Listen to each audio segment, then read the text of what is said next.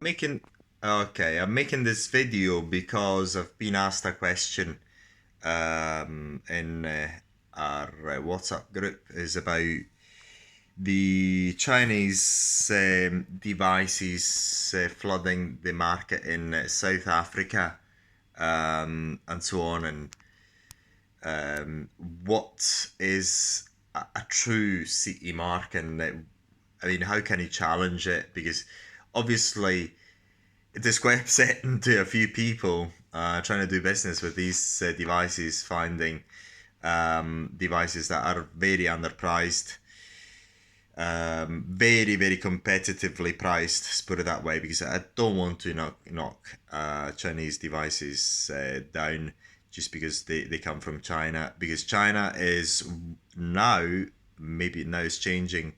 It's now what Japan was in the 80s, 70s, and 80s.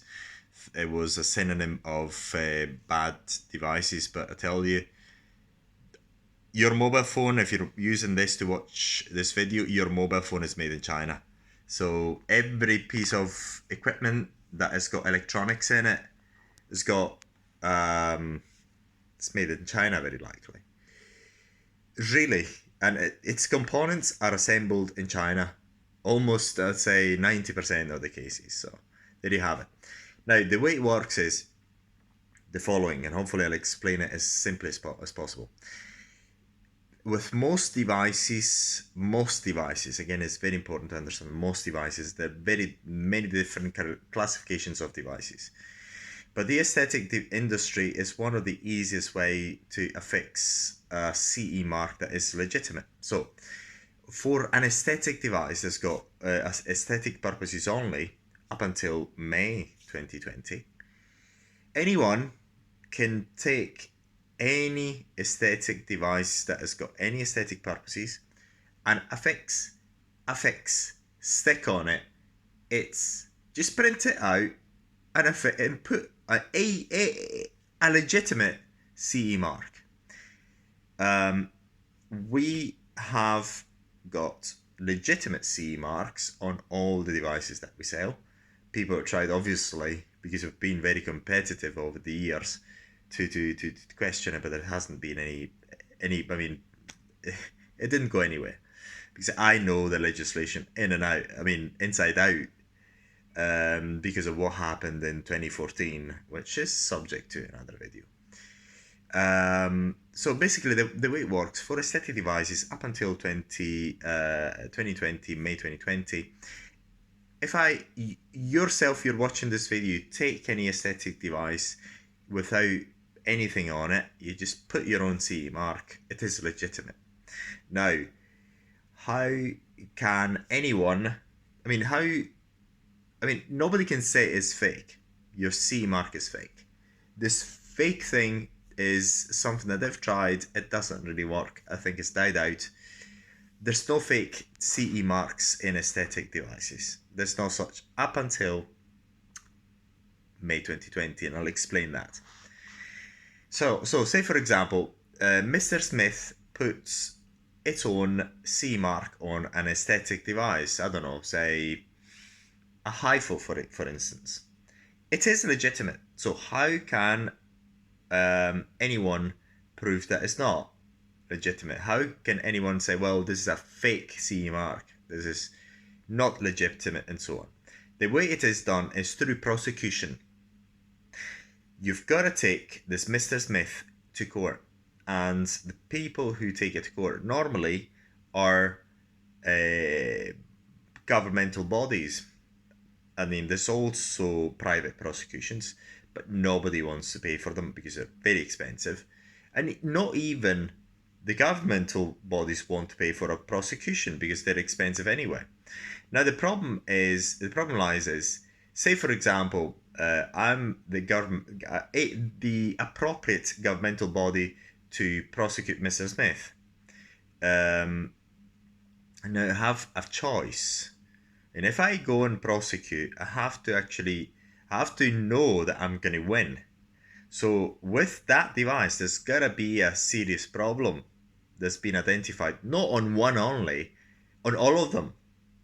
Because if it's one only, Mr. Smith can say, well, it's only is a one-off. So there's many ways that Mr. Smith can defend it in court.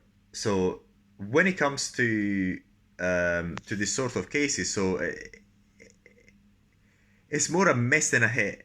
Because if Mr. Smith decides to defend it, if it's a bit, if he even if it doesn't have, even if it didn't do its homework, and it's just got off guard, all it has to do is put a few things together and make a defense. And likely, it's not likely that it's gonna. I mean, if I mean, you really gotta get a very good case against Mr. Smith in order to win the prosecution. And the way it works is the following. This is by European law. So, the governmental body, I mean, there is a piece of equipment, maybe an aesthetic device. Now, somebody files a complaint with the appropriate body. Now, the body must not prosecute Mr. Smith, the one who put or company Mr. Smith, immediately. They cannot do that. First, they have to request the technical file. And Mrs. Smith has got 2 weeks' time to submit it. So let's say Mrs. Smith hasn't got a technical file. Mrs. Smith is going to write it. And the beauty of it is that the legislation does not say that the technical file has to be written by a body or something. No, anyone can write a technical file. Now, Mrs. Smith on its own is going to write its own technical file. Then, within the 2 weeks, is going to submit it to the competent authority. Now, the competent authority then looks at it and makes a decision. Am I or am I not, based on the technical file? Because the only legal tool that the competent authority has in order to prosecute Mrs. Smith is the state of the technical file. There's nothing that there's nowhere in the legislation that gives any rules as when and how to write the technical file and when the technical file is complete, incomplete. It gives absolutely nothing. So it is a subjective thing only whether they decide to prosecute. Now, let's say the competent authority decides to prosecute company Mrs. Smith or Mrs. Smith, whoever they may be, a company or a person. Now, what's going to happen is, as long as Mrs. Smith or company Mr. Smith decides to defend the case, it ain't going to be easy to win the prosecution from the prosecutor's point of view, because Mr. Smith or company Smith, obviously they're going to put a strong case. They're going to buy all the relevant standards if they don't have them. By the way, I personally have the access to all international standards at my fingertips because of what happened in something. I mean, a subject to something, to another video, something happened in 2014. So I've got access to that. So all they have to do is get access to all the international standards, or not all of them, the relevant ones. And in the court, they've got to prove, which is not hard, they're compliant. So because in order for the prosecution to prove otherwise, they have to get technical witnesses, and that's expensive. Whereas company Mr. Smith or Mr. Smith, more likely company Mr. Smith, has got engineers or access to engineers. So in practicality, no competent authority has got much willingness to go and prosecute, and that's the So basically, when it comes to a normal CE mark, normal, there's many types of CE marks and so on. Anyone can affix it, especially on anesthetic devices and so on. Now, what happens in 2020 is that lasers and light emitting devices or electromagnetic emitting devices are going to become a remit of the medical MDD, the medical directive. MDD stands for medical directive something. Can't remember.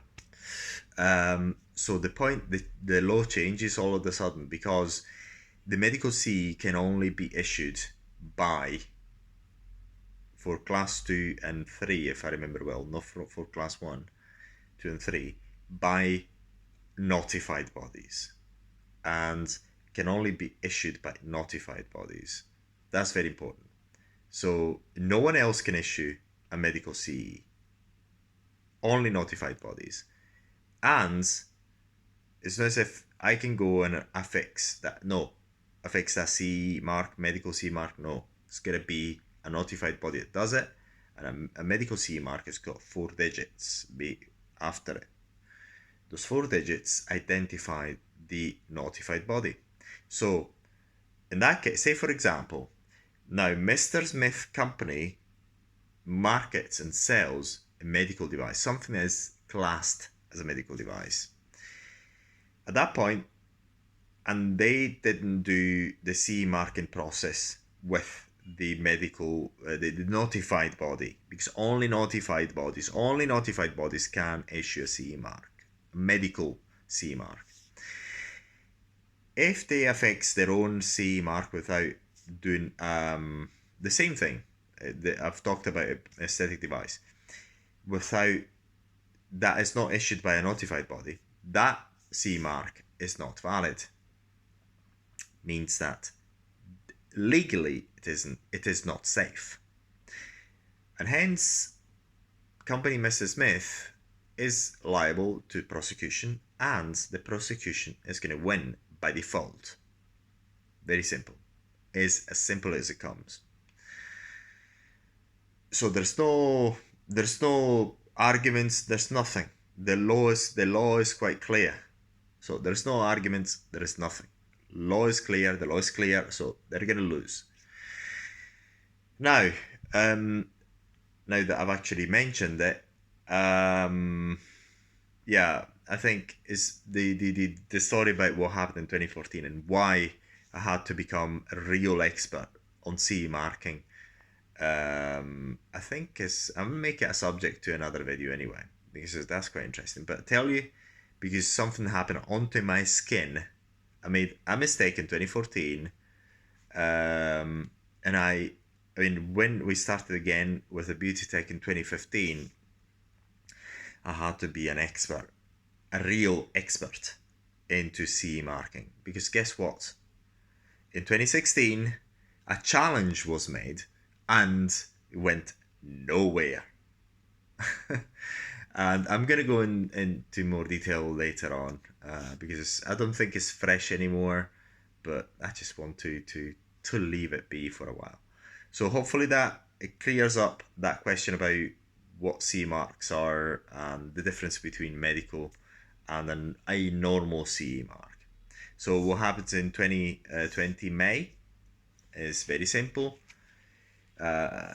Light emitting devices for skin purposes are going to require a medical CE certification, and that's going to be expensive. So expect that, I mean, there ain't going to be cheap devices anymore in Europe. Sorry about that, guys. Those times are over. So if you want a cheapish device, I'm not saying that cheap is bad, because you take, and I've seen it, I've tried on my skin, a device with a normal CE mark and a medical CE mark, lasers, both lasers, they do the same thing. The one with the medical is 4 times more expensive than the one with a normal CE mark. Very simple. It's just 4 times the price. There you have it. So there's no difference in quality. It's just the price mark. It's 4 times as more expensive. Why? Because it's got a legitimate medical CE mark. That's all. Nothing different. So hopefully that makes it clear. And if you'd like to know more, let us know.